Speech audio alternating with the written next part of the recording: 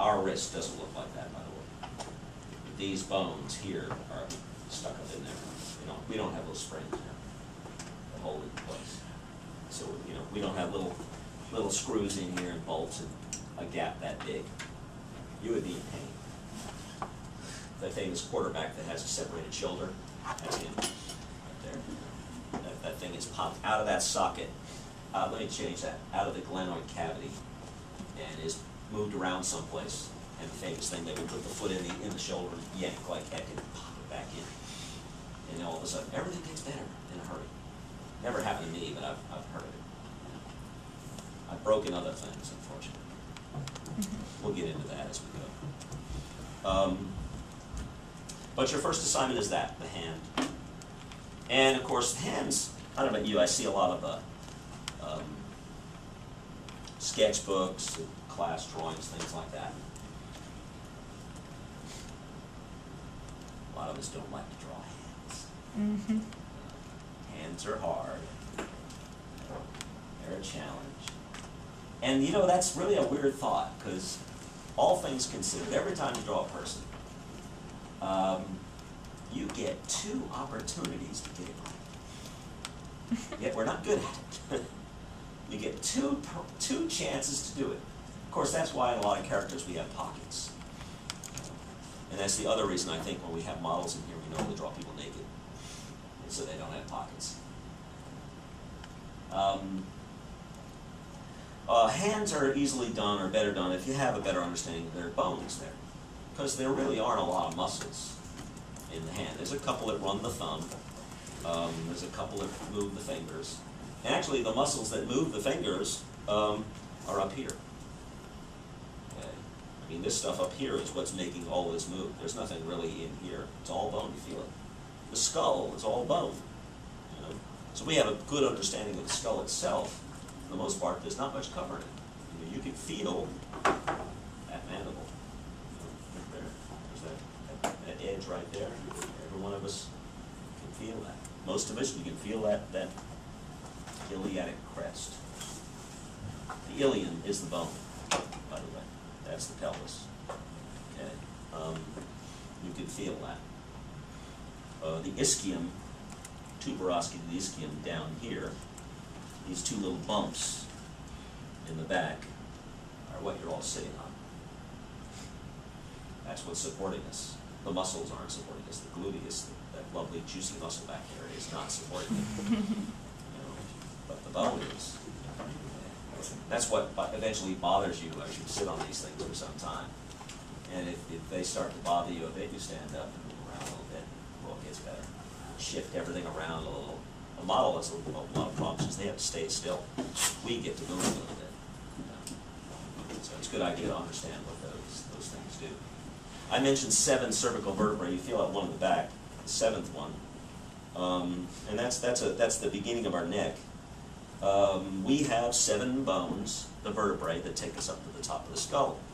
The skull is held there by a very important bone, the first vertebrae.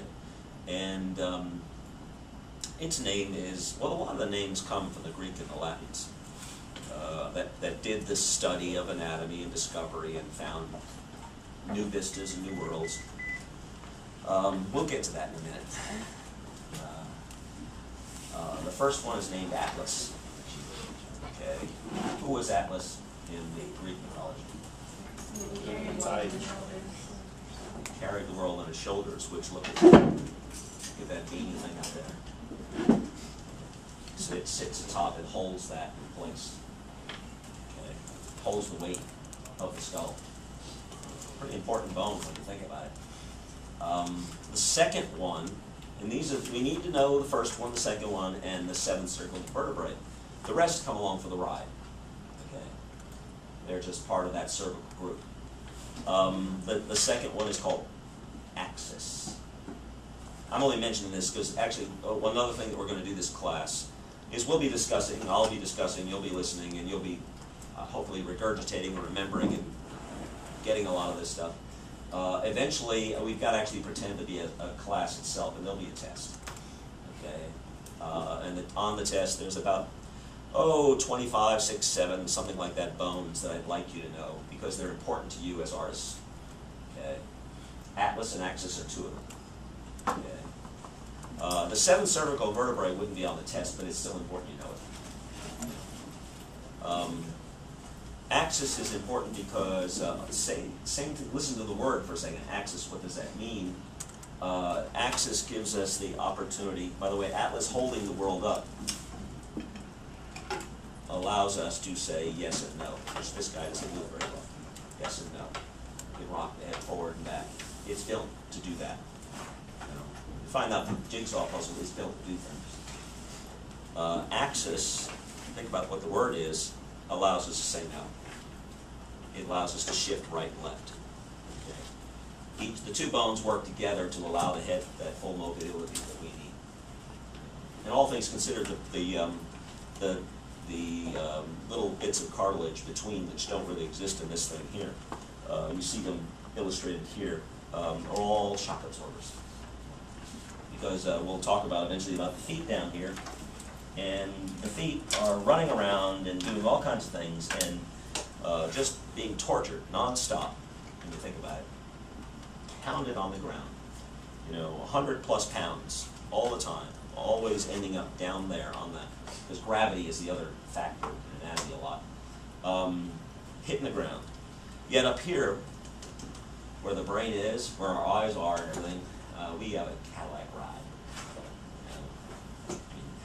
Have you ever, most of you have video cameras, right? Mm-hmm. You've done that thing where you're walking along, watching the world, and I'm filming it all for, posterity, so everyone, will always remember this great event that you've been doing.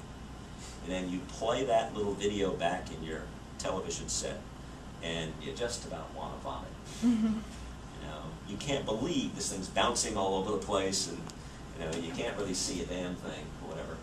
And that's because, of course, the camera doesn't have any of the shock absorbers that we have. Okay? One of the other major shock absorbers are in our eyes.